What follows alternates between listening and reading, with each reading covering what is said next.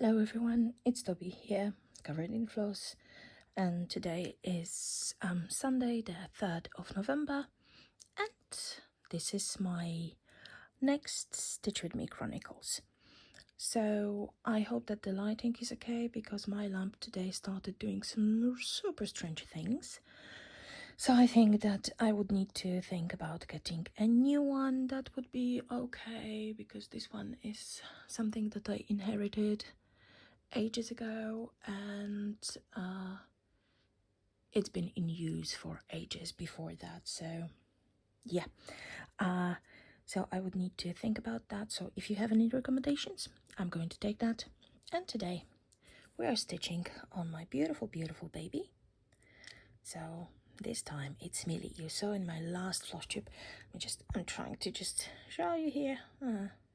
Okay, kind of. So in my last floss tube you saw that I finished Peppa, so it's time to work on Millie at the moment.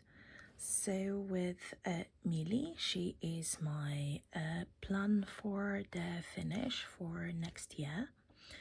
So definitely you're going to be seeing quite a lot of her, and as you can see now I have a few preloaded needles. I hope it's going to work out, because my monsters are sleeping at the moment, so I don't think that anyone is going to come here and try to eat the floss. Let's see. So how are you doing?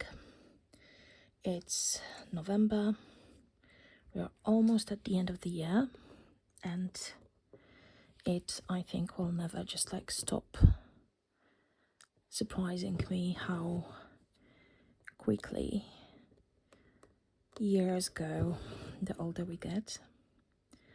But to be honest, I've been having a lot of fun this year, so not gonna complain. In my last floss tube I promised you that I'm going to give you a bit of a live update of what was happening. Let me just move my frame a bit lower, so I'm just kind of more comfortable here. So in my last floss tube I said that I'm going to give you a bit of a live update, so you can see what was happening in my life recently. So October, as always, it was a very funky month for me, and this is so strange, because I think that October is one of my favorite months in general, and it always just kick my bum so hard. So I am usually either super sick or something is happening, but this year I think that this is just like, it's a kind of conditioning that I know that October is always somehow strange. You see, there is a bit of a thread, and I got my snug nabbit at the moment. I'm going to grab it back, and it's gone. Love it. I didn't think that just like, a piece of like metal can be so useful, but it is. So I thought that it can be a kind of conditioning. I love October, but something was always happening in October, so I started expecting October to be like kind of strange. So it was kind of inviting the strange to my life. This year, I think that I was more relaxed somehow, and in terms of things that just kind of couldn't be avoided, it was a really good month. A bit strangish, but that's normal. So I was sick. I was sick at the beginning of the month, but I am back to feeling like a person. Almost. Why almost? For last almost 2 weeks, I am so ridiculously tired. The last couple of days, it's been a bit better. However, I had days where I felt as if there was absolutely zero energy in me. And it was to the point where I just had issues with the most basic functioning. It's just I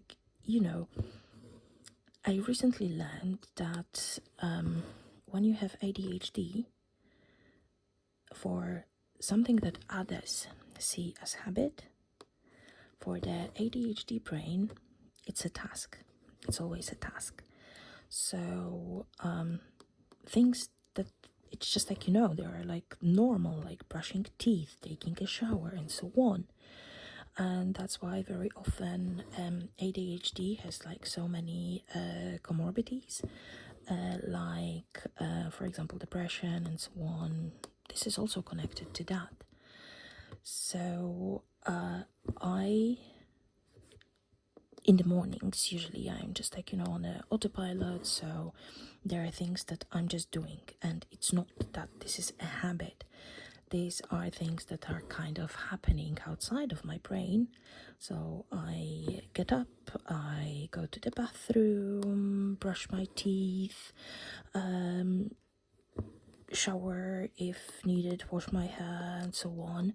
And only actually after that, I start functioning more or less consciously.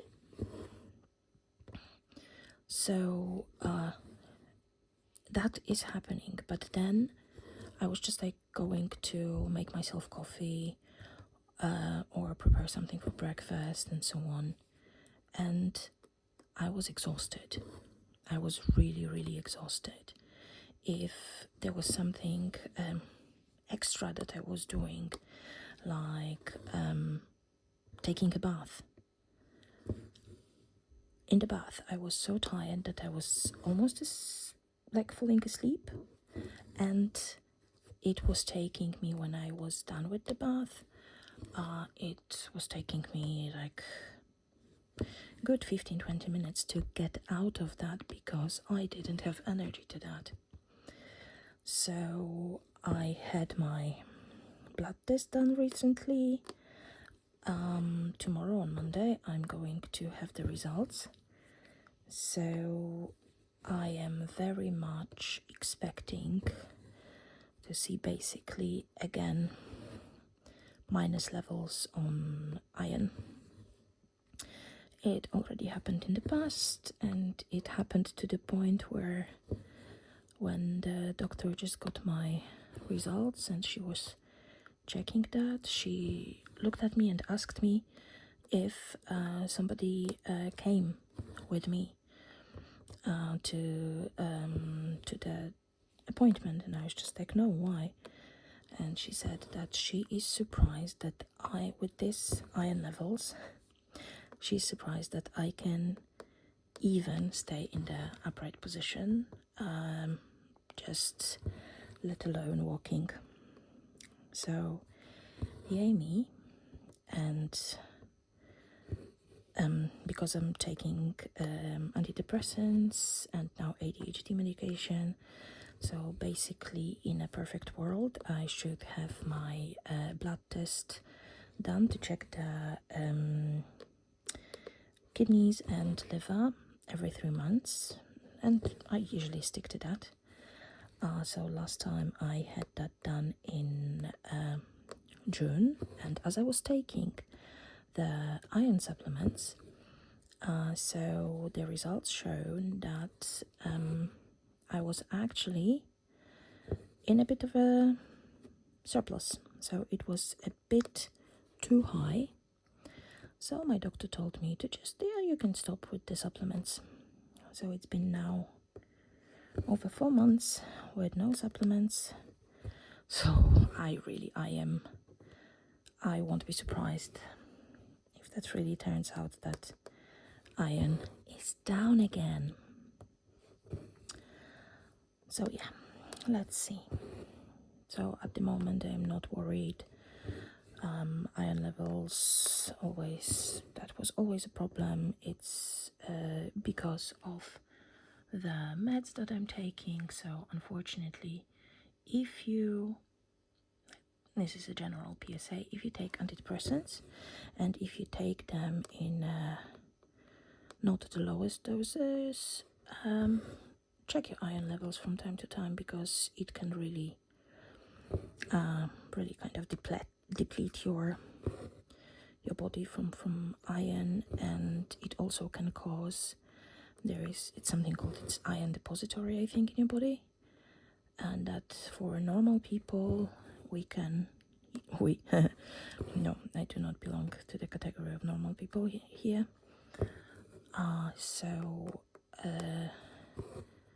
For normal people, iron can be easily taken from the food, and me, despite just like loving spinach and so on like crazy, it just doesn't stay in body, so I need to supplement that. So yeah, I won't be it's not nice here. I'm going to correct that. Okay, so I really won't be surprised if the iron levels are really low. And also today I started like an experiment. Today I am without coffee, because sometimes when you have ADHD, so I don't know if you know, but for ADHD people, coffee and caffeine in general can have an opposite effect than it has with neurotypicals. So instead of just like giving you a kick of energy and so on, it calms down your brain. That's why. And when I learned about that, I started laughing so hard, because that was my whole life story. So basically, when I drink coffee, I have like 5 minutes of extra energy, and then I can just like go to bed. Yeah, and recently I've been drinking quite a lot of coffee, so it can also be the tiredness. It can come from being over caffeinated as an ADHD person, so that's why I can just like be completely exhausted. So let's see, today I am without coffee. I have my yellow tea. If you like tea, I do recommend it. So yellow tea basically is, if I remember that correctly, it's like a kind of green tea. However, it's a bit fermented, I think. Not like the red tea that you can have, like boer, but it just makes tea different, and it's a very nice energy kick. And I noticed that in tea, in black tea, green tea, you have all these caffeine, similar to caffeine thing that is called thein, I think, and it gives you like a pick-me-up moment, and for me it works much better than coffee. So today I'm drinking only my yellow tea, unfortunately. And here you have how my strange brain is working. I need to drink it today without looking at the mug, because by some strange things happening this week, I used my favorite tea mug to make coffee in. So this mug is in the dishwasher at the moment. So I needed, if I wanted to have like a big mug of tea, I needed to use my Starbucks mug, which is in my brain only for coffee. So lots of people do not understand that there are coffee mugs and there are tea mugs, and if you make the different beverage in the wrong mug, it just doesn't taste as it should. And this is the case with me. So I need to drink my tea without looking at it so much, because if I look at it, it just doesn't taste. So yeah, welcome to my brain, I guess. So I'm checking that tomorrow. I have my doctor's appointment and I'm going to see what is happening in my blood.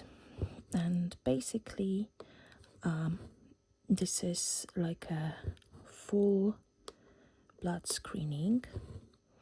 So it was amazing. So as you know, I decided to take care of my weight issues and so on, and I went to a weight loss clinic,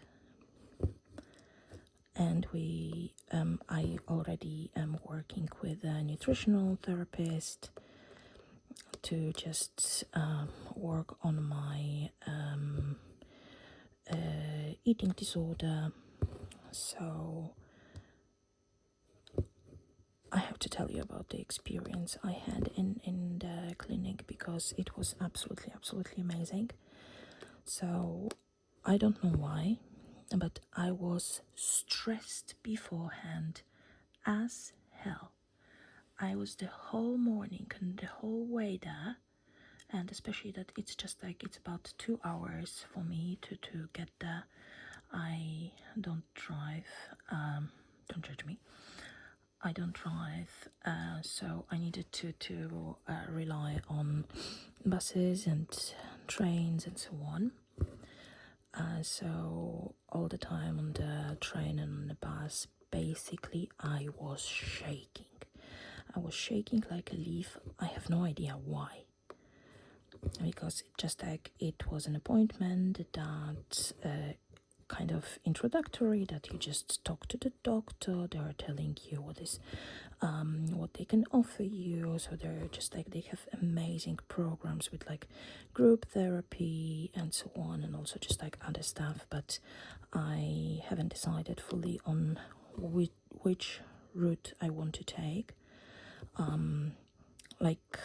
what's my end goal in that. So he was just telling me about everything, but basically so I was super stressed, but the moment I just went through that door, all the nerves completely left me. So I was telling you already that I had some not so nice experiences with like medical practitioners and so on. That's basically the only type of doctor that never mentioned my weight or thought that my issues can be connected to my weight is a dentist. So it's just like the way I was treated in this clinic, it should be a bloody standard for everyone, because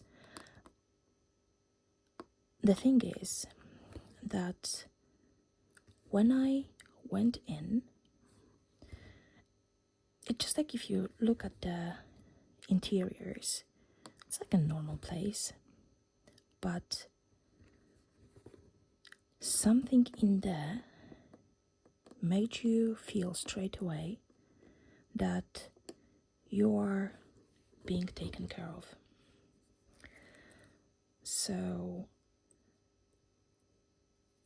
the nurses that are there took care of me straight away. There were some forms, of course, to fill in. And it turned out that me, even before becoming a patient there, they already just have a kind of pre-patient card for you, where you have all the information written down that you gave them during like phone calls and so on. So everything from the very, very beginning. So I was there earlier to fill in the forms. I was sitting there and doing that, and basically not for a moment I was just there sitting and being forgotten. Of course they need to weigh you and measure you, and the nurses that were doing that, they asked me for permission to touch me. Can you imagine that? We are so used to being basically handled like a piece of meat by medical practitioners, because at least it was always in my head that this is in their job description, and it is in their job description. So I knew that they would need to touch me, but being asked for permission beforehand, it blew my mind. It really blew my mind. All the chairs that you have there, they are size and weight inclusive, of course. And okay, so this is like the obesity clinic, weight loss clinic. However, I think that this is something that should be in every doctor's office. And the chairs without armrests, so at least, so you don't need to worry if you're going to fit, if you're going to need to squish yourself, and if you're not going to get stuck.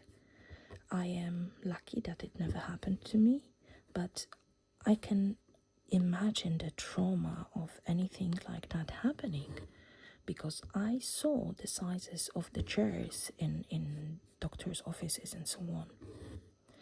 Then I had this lovely conversation with the doctor when we were talking for almost an hour about everything, and then he said that I would need to have my blood taken for all the tests, and they are testing absolutely everything, so starting from like the normal things, then through all the vitamins, minerals that you may be lacking. They are checking hormones, they are checking this and that. So when I was taken for like the blood, how do you call it, when the blood is taken from you? So the nurse that was doing that, again, asking for permission if she can do that or she can do that. And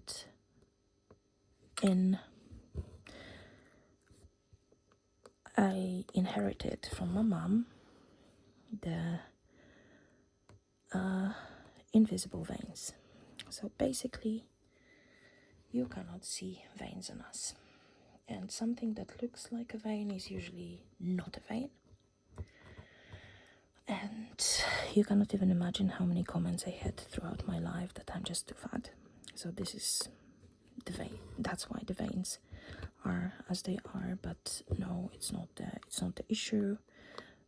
It was always like that. It's just, and you should see my mom. My mom is super skinny. So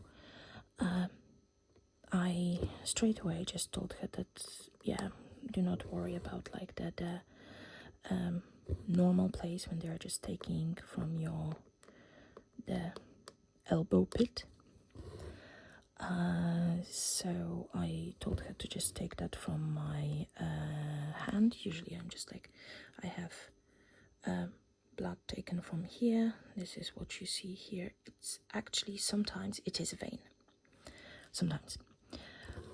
But she looked at me and she was just like, if you don't mind, I would really, really like to try like in a normal place, because here this is super painful and so on. And I told her that do whatever you think, just like I wanted to make life easier for you. And she was just like, let's see. Guys, she looked at my arm for a moment. She was just like pressing and pushing and so on. And within 30 seconds, I had a needle in that I completely, if I didn't see that, I wouldn't even feel that it was already in, and the blood was flowing. She took 9 or 11 vials, I don't know. So for all this time, I was just like looking at her. It's just like, what kind of bloody magic you are using, because this is not something that I have ever experienced. Usually after my blood being taken, I had like of course a huge scab and a bruise that was there for at least a week, and here nothing, zero. She was just like, just experience and just knowing where to look. And in my head I added, and caring about patients actually, because sorry if you are squeamish, but I already had a nurse that was angry that she couldn't find a vein in there. So she basically, like, she had the needle in, she basically just like dragged that, like ripping my skin to a place where she thought that the other vein could be. So yeah, not fun. So I really, really appreciated that, and I am actually just super excited to be back tomorrow, so we can talk a bit more about things, and I can see what is happening within my blood, because maybe there is something that is like physical that is blocking my weight loss and so on. Also, the doctor was fantastic, because we were talking about like the diets that I've tried in the past, and he was explaining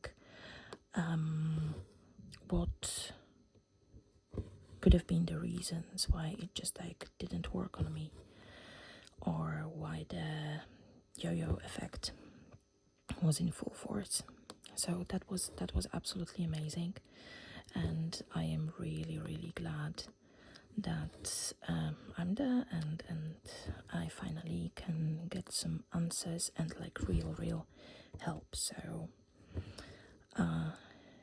it's, you know, when you look at me, you see that I am fat, because just like, of course, but as I am kind of packed, you don't see how fat I am. And when people hear what my BMI is, they're just like, what the heck?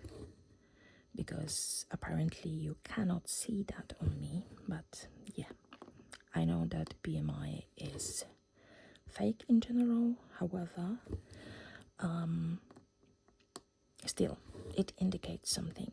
And when I still don't have like massive health issues, like for example diabetes or anything else, I want to take care of that to be able to prevent things.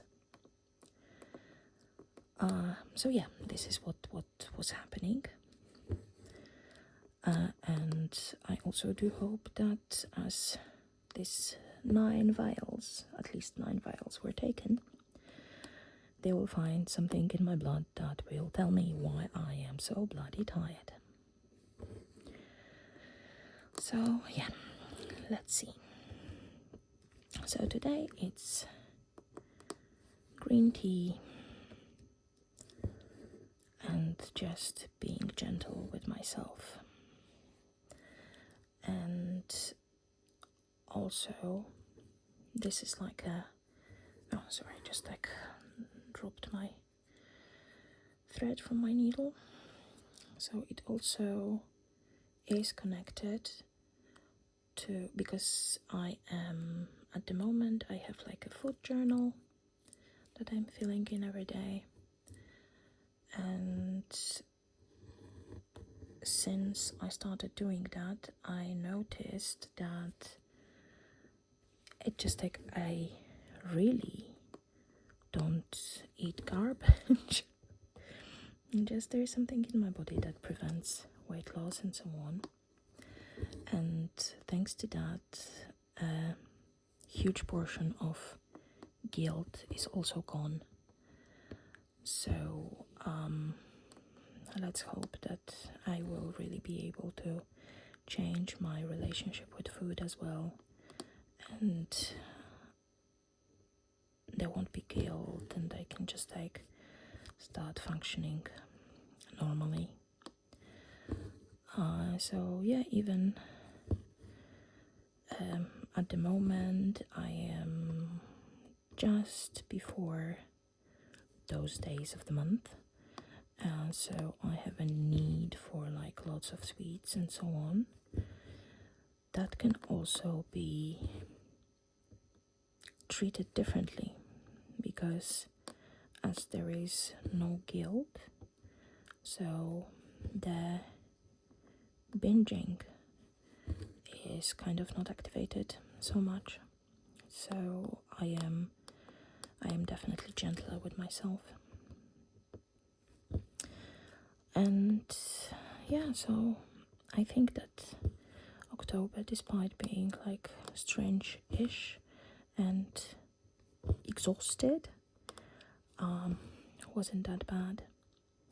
There was a lot of some extra self-care, like going to this clinic, like taking care of myself in a different way, like even doing some extra plans for my cross stitch for the rest of this year and next year. So yeah, things are happening. And one of the things that also happened is me deciding to, I don't know if I can say that it's cutting out somebody from my life, but definitely downgrading them from friend to acquaintance. There is a person in my life that I was super close with, but about 4 years ago it suddenly kind of stopped.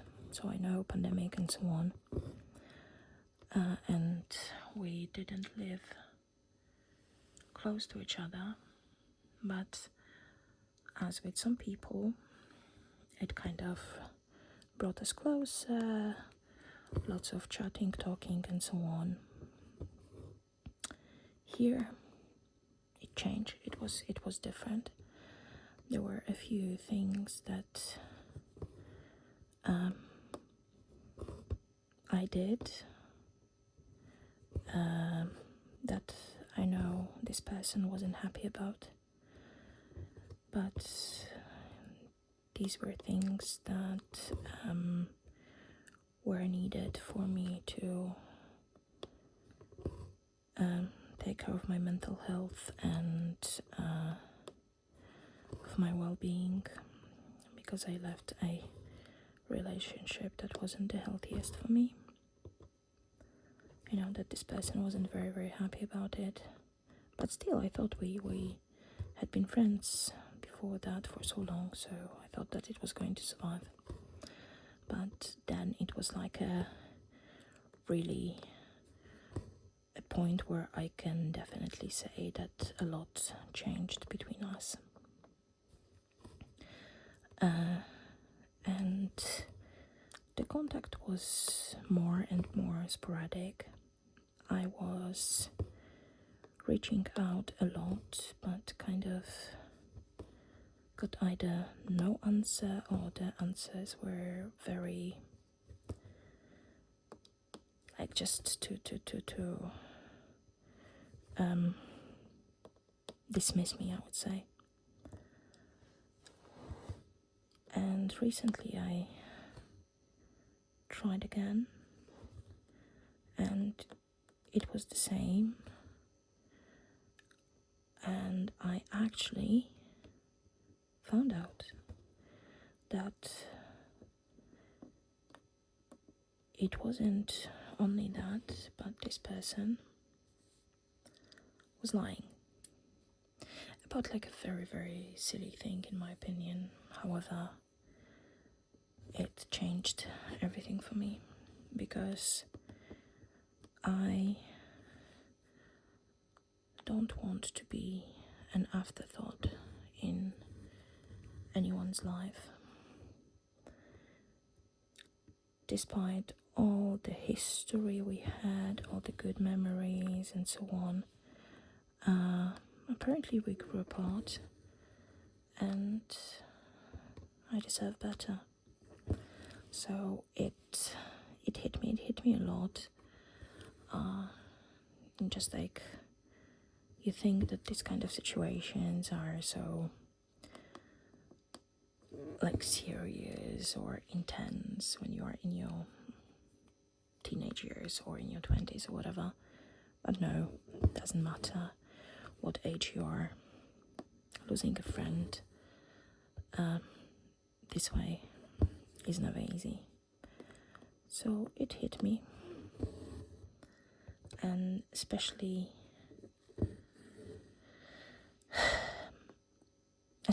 now, it's just like I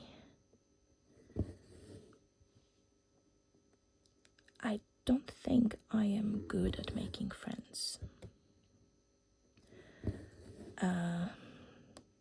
The problem is that I often start thinking about somebody as a friend very, very quickly, but they do not necessarily reciprocate the sentiment, which usually ends in a bit of a heartbreak. As I told you before, I had this super, super close friend, but he's a guy and he is like 16 years younger than me.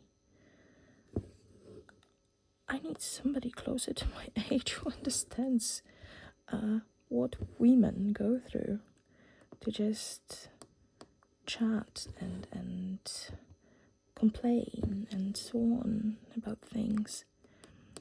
And I have a few girlfriends, but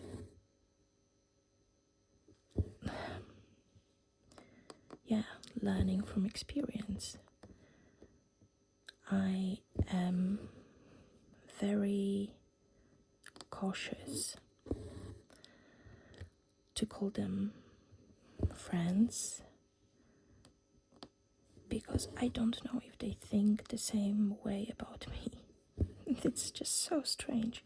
You are in your 40s, you should know how to make friends, but it's just like the older you get, the more difficult it is. So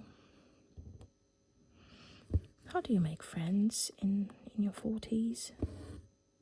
Asking for a friend? Haha. So yeah, there are some people here on YouTube, on Instagram, so that I met in virtual world. One of them I met also in real life, that I consider friends, but I just don't want to be too imposing and just go to them with my issues and so on. But it just, I wish I could. Shall I just do an elementary school note? Are you my friend? Yes, no. Strange. I definitely need more female energy in my life. This is so important. So, if you want to be my friend, please let me know. Or if you consider yourself my friend, let me know. Because you probably are in the category that I just mentioned. That I think of you as a friend, but I'm afraid to say it aloud. Yeah. Being an adult can be really crappy sometimes. The only good thing is that we have adult money now to spend on our hobbies. Yeah, again, a downside to that is that we need to go to work to get the adult money, but that's another thing. So yeah, sorry for being a bit soppy here, but just let me know if you want to be friends. I am going in a couple of days. So yeah, you're going to see this video tomorrow, so on Monday the 4th. And on the 6th, I'm flying to the UK to visit my parents. So I have no idea how's that going to work with my next stitch with me, is because due to how I feel and just being in a rather busy period in general, I don't think I will be able to film in advance. I will try to find a way to film from there, because I'm definitely going to be stitching, so just taking an hour of my time for some stitching and chatting to you guys shouldn't be a problem at all. Let's see. I am going to the UK for 10 days, and I have a lot of overtime, so I think that I will have usually when I go to my parents, because we have in our company that we can work remotely for a specific period of time, even outside of European Union. So I'm going to normally I work from the UK, but now as I have a lot of overtime, I think that I will take a few days off, or at least work half a day. Let's see. So I'm pretty excited about seeing my parents and spending time with them. There are some general plans of them coming here for Christmas and staying for a longer time, but they are super indecisive, so we're going to talk about it in person. Let's see. But yeah, I'm pretty excited. The only thing is that usually I find prices for cross-stitch stuff much more pleasant, I'm going to use this word, in the UK. So very often when I was going to the UK, I was getting some stuff for myself. This time as I already started my no spend plan that I roughly explained in my last floss tube. So there will be no shopping. No shopping. So let's see how it goes, but I have a very, very specific plan of what I'm taking with me to the UK to work on. So I will have, these are only, among them is going to be only one big project, but currently the part that I'm working on, it's basically 3 colors, so I don't need to pack a lot of floss and so on. And then I'm definitely going to take Millie with me, because my plan for this year still is to finish the outline, so then I can concentrate on filling in only. So let's see how's that going to work.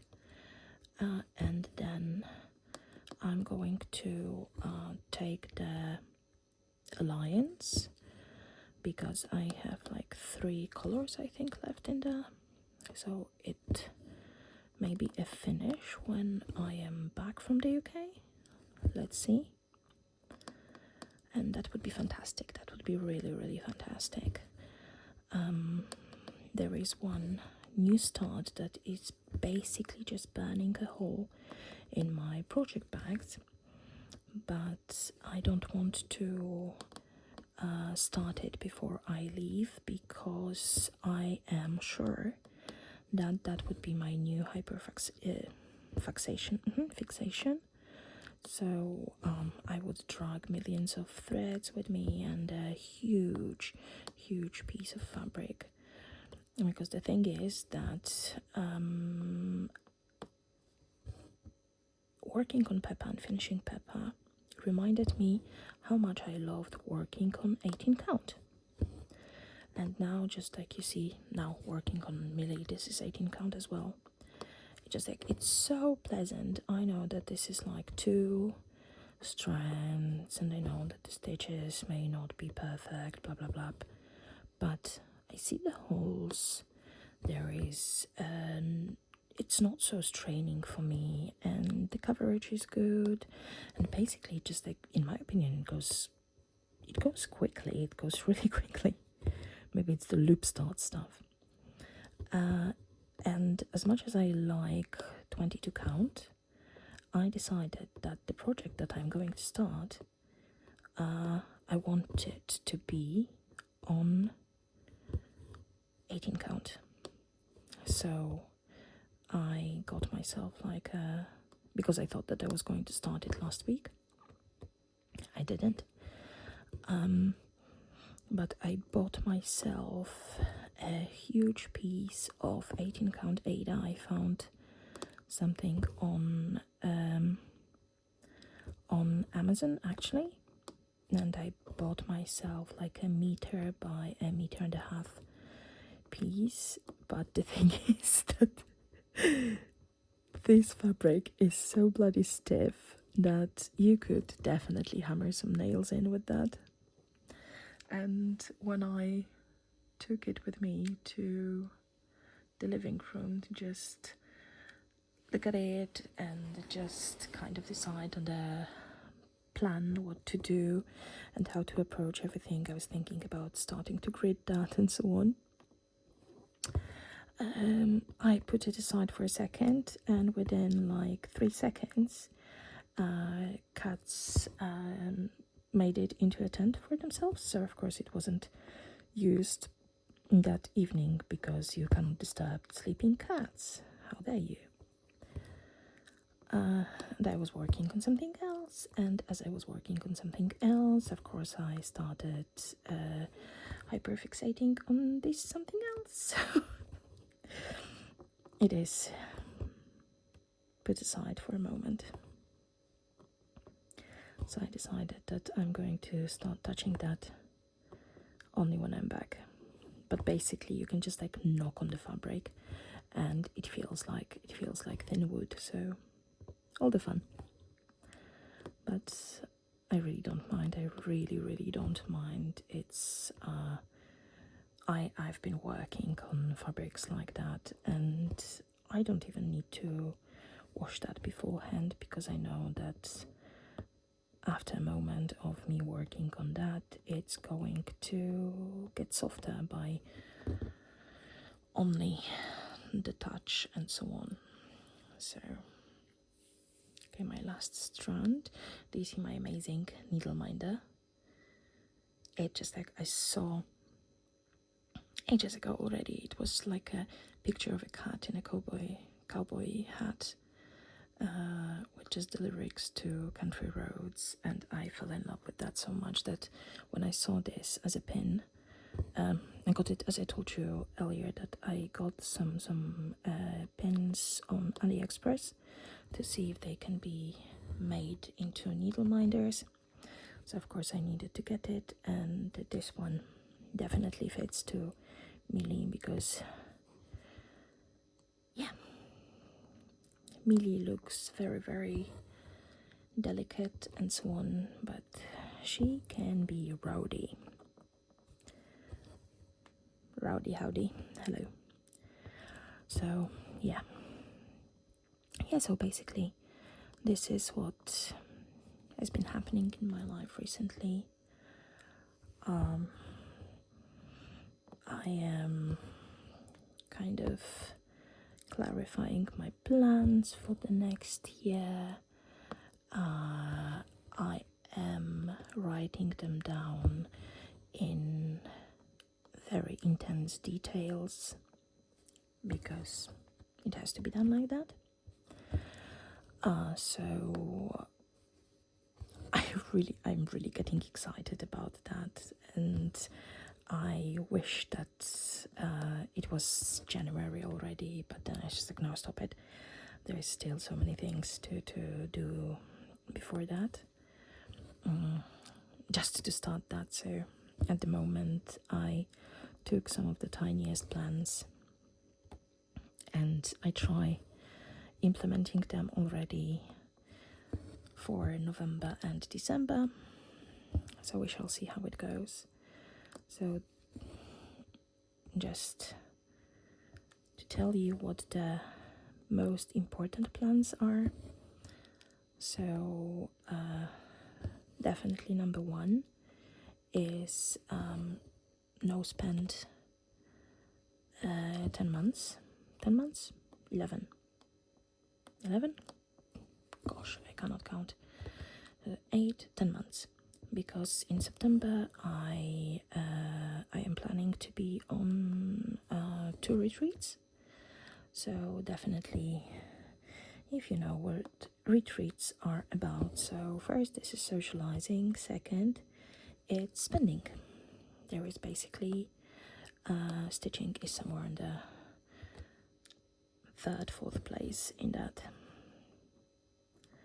So I need to have some money saved for that, and it also means as I am saving that, so I don't want to spend some stitching only from stash. The only exception is that if I miss any thread, I can get that. And as you know, that I'm stitching basically with CXC threads at the moment, so it would be ordering a batch of threads, so just checking my spreadsheet with the information. I need to do like a proper inventory of all my threads and see where I stand with them, so I know which ones are in the lowest numbers, so I can just like do a batch order from AliExpress. So it makes sense to, because you pay a bit for shipping, so it makes sense with the shipping. So that's that. This is the big plan, and the second plan is also connected kind of to the savings, to no spending, because I'm also going to implement savings this way. So starting of January, I'm going to do some challenges, and for the challenges with goals and other stuff, I have like the sorry, I just bumped you. I have a bit of a planned monetary reward, so let's see how's that going to go. And this part is also already happening because sorry, I bumped you very, very intensely.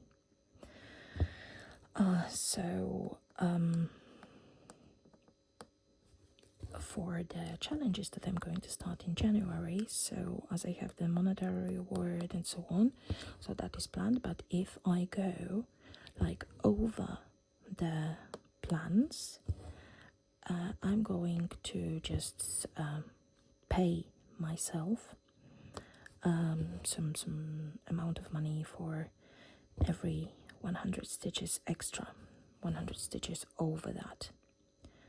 So I thought that I can already just implement that in November. So as I do not have any challenges for now to do, at the end of the month, I'm going to basically take the amount of stitches that I did throughout the whole month and just divide that by 100 and pay the amount of money for 100 times the result of that, if that makes sense. And this way, sorry, I'm going to have some savings for next year for the retreats and for framing some stitching pieces, because I am lots of people are just like doing whip down at the moment, so they are just going down with the number of whips that they have and so on.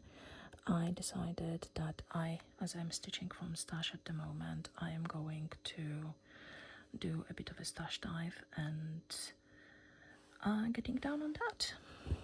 So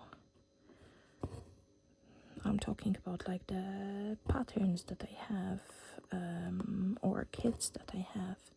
So I need to decide if all of these things are still something that I would like to stitch on, I would like to use, and then just kind of, if that's like digital patterns, to have them organized in a way that I see if that is something that I would like to stitch, and let's say start it even like this year or next year.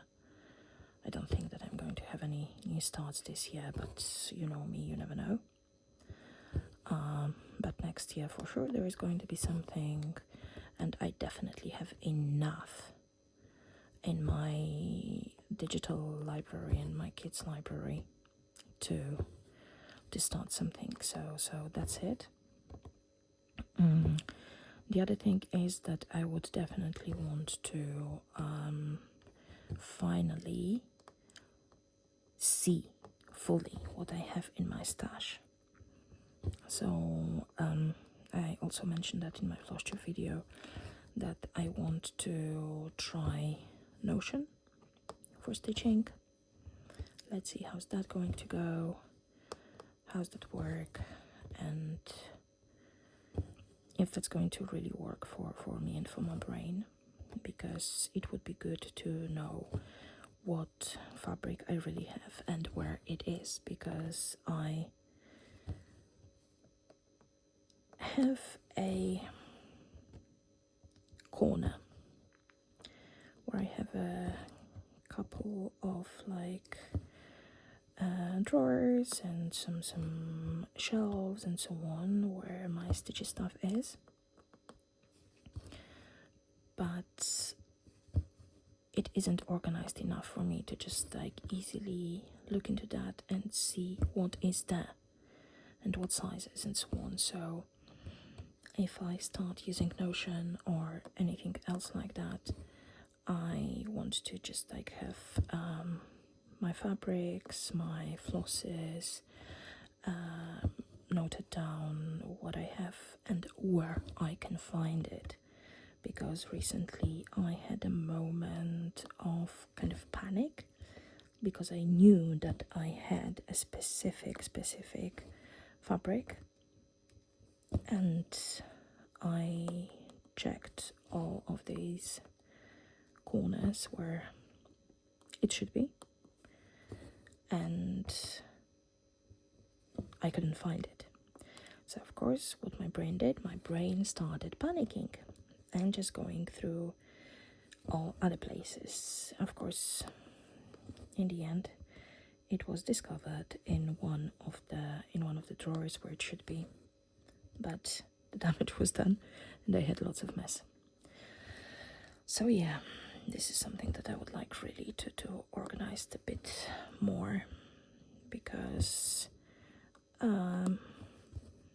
maybe with digital patterns at the moment, because I started moving everything to my Google Drive, it's a bit easier now because I can see that, and I am looking at that often enough to know what is there. But with my kids and like fabrics, I am not sure. I am not really sure. There are some that I know I have, there are some that I think I have, and there are some that I am sure that I had at some point. But where are they at the moment? Nobody knows. Maybe they never existed. So that's not fun. That's not fun, and I would like to make my own life a bit easier and try to get a bit more organized. It's going to be a project that is not going to be completed within a day, because I know myself, but it's definitely something that is worth working on. So if you have like any methods that you are using to keep track of what you have, even if that's just like, pen and paper, please let me know. I would love to get some inspiration, because I have heard about Notion so much that it's kind of imprinted in my brain at the moment, but maybe there is something that is different, better. Maybe you got to know me well enough here that you think that you have like a perfect solution for my brain that you think would be definitely working. So let's see. Please let me know. Okay, I'm just going to finish this thread and we will be done for today. And I think that we did, and I'm pretty surprised, but it looked like around 300 stitches. I cannot give you like the exact number because I was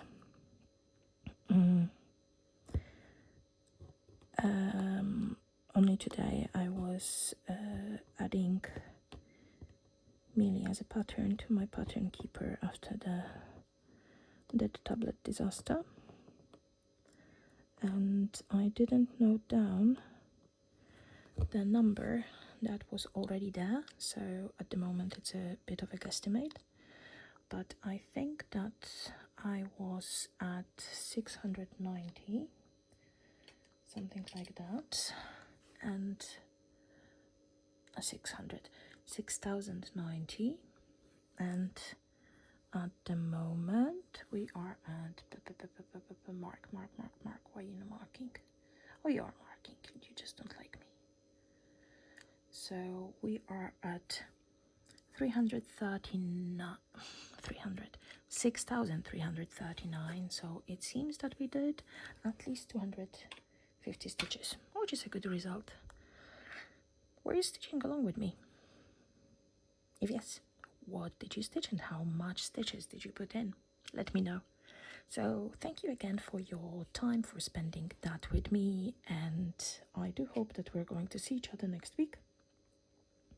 But if not, I will definitely let you know. So thank you so much.